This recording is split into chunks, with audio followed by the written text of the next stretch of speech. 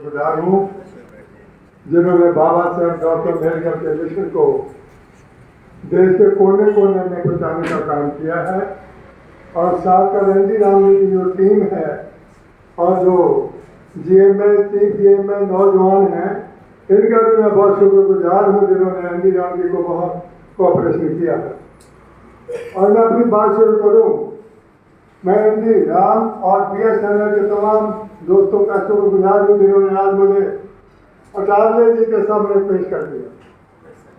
मैं अटारले जी को 2013 के अंदर नागपुर के अंदर फर्स्ट फ्लोर पर एक मीटिंग थी, उसमें मुझे कहा गया था अटारले जी आ रहे हैं, लेकिन मेरी गोंदिया में मीटिंग थी, मेरे पास टाइम नहीं था, मैं अटारले जी को नहीं देख पाया।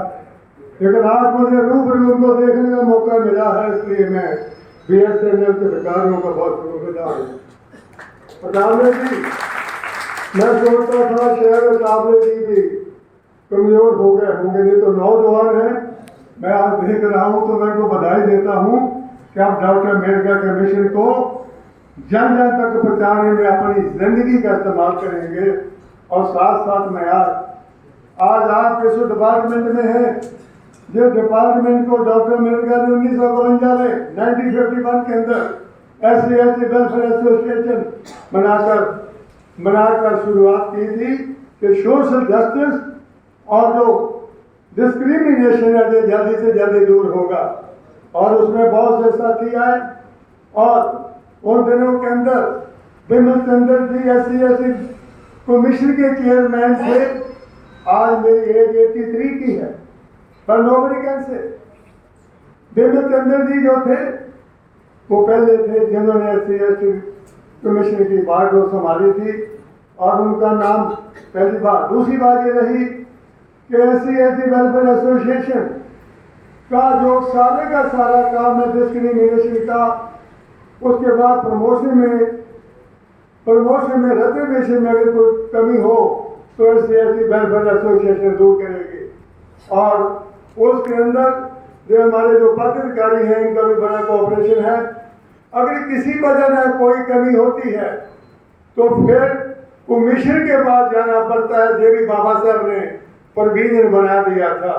और उस वक्त मुझे याद है कि 2 FIR लिखी गई थी सारे इंडिया के अंदर प्रमोशन के बारे में, और 2 FIR के बाद फिर किसी की प्रमोशन या किसी के साथ डिस्क्रिमिनेशन नहीं हुआ।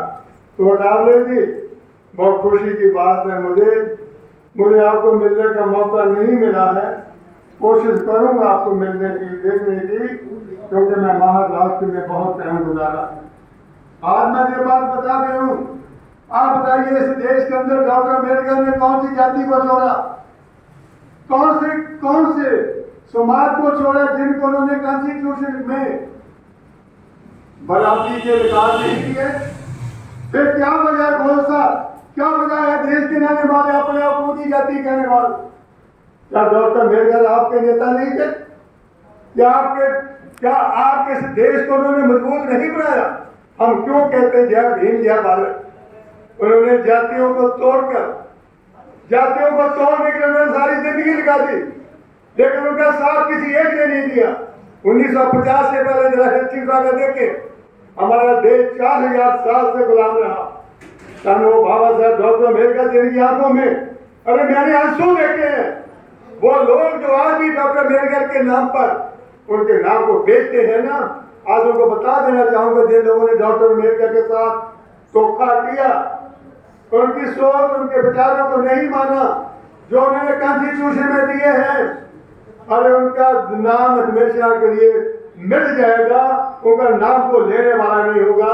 यार मैं जहां से मां से बोलता हूँ, तो आज मैं दास में तो मुझे 8 मिनट मिले हैं, तो मुझे बता दो को 1 मिनट और दे दूँ साहब, क्योंकि आज मैं आप लोगों को ये बता दूं, ये लड़कियां भी बोल रही थी, अंजलि बोल रही थी, आज मैं बता दूं कि इस देश की लड़कियों को अभी इस देश ने बोला था 1913 के अंदर डॉक्टर अम्बेडकर ने कोलंबिया यूनिवर्सिटी में संकल्प लिया था कि जब उन्होंने देखा वहां से लड़कियों की दुर्दशा, उनका उन्होंने कंपैरिजन जब हमारे देश की लड़कियों से किया on the very day decided कि मैं देश में जाकर दो ही वर्गों को मजबूत करूंगा जो सदियों से गुलामी की जंजीरों में है, एक महिला वर्ग और एक दलित वर्ग। आज मैं बताऊं गोयल साहब, जरा बताइए कितने लोग हैं जिन्होंने अपनी लड़कियों को बोला, ऐ लड़कियों तुम्हारे को दुकान देने वाला डॉक्टर अम्बेडकर है, उसके अलावा दुनिया में कोई नहीं था।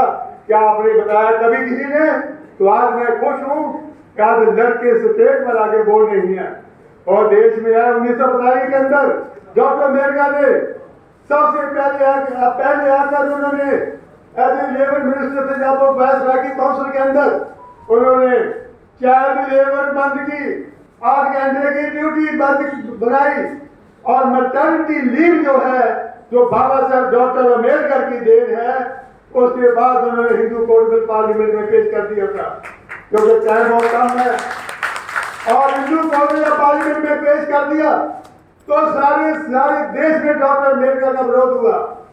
एक अछूत मंत्री को हमारे ऋषि मुनियों के बनाए हुए कानून को बदलने का अधिकार नहीं, लेकर डॉक्टर अम्बेडकर ने बहुत मजबूती के साथ हिंदू कोड बिल पेश किया, जिसके तहत इस देश में रहने वाली हर लड़की, चाहे वो किसी भी धर्म जाति बरादरी की हो, उसको मान और सम्मान के साथ जीने के अधिकार दिए।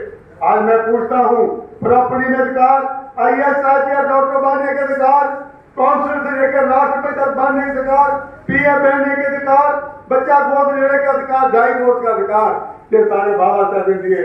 और ऐसा कानून बना दिया जो जुर्म जाति करता था लड़की के ऊपर, आज वो लड़की जो 9 बजे करवा चौथ का वक्त रखती थी महिला, आज वो दिन के 1 बजे तारे दिखा देती सारे खानदान को, और वो दिमाग देती। तो दूसरा सवाल दलित वर्ग, तो मैं आज आपको लास्ट में एक बात कहकर अचानक जी, आपके पास आपके जस्टिस डिपार्टमेंट है और आपसे ज्यादा डॉक्टर अम्बेडकर से ज्यादा, डॉक्टर अम्बेडकर के नहीं से ज्यादा जस्टिस के बारे में कोई नहीं जानता। अगर जानते हैं तो शायद काबले ही जानते होंगे, क्योंकि इनका उनके साथ पूरा कंसर्न रहा। तो मैं आज ज्यादा नहीं बोलूंगा क्योंकि टाइम मेरा हो चुका है, क्योंकि मैं सुनाने की बजाय मैं सुनने के लिए आया हूँ। अटावले साहब, मैं आपको सुनने के लिए आया हूँ, आपको सुनाने के लिए आया हूँ।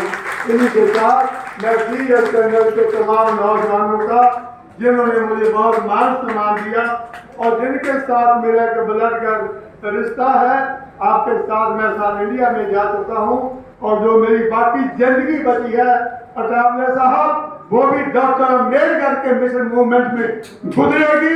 मैं अपनी जिंदगी में कभी 1 मिनट भी नहीं करूंगा।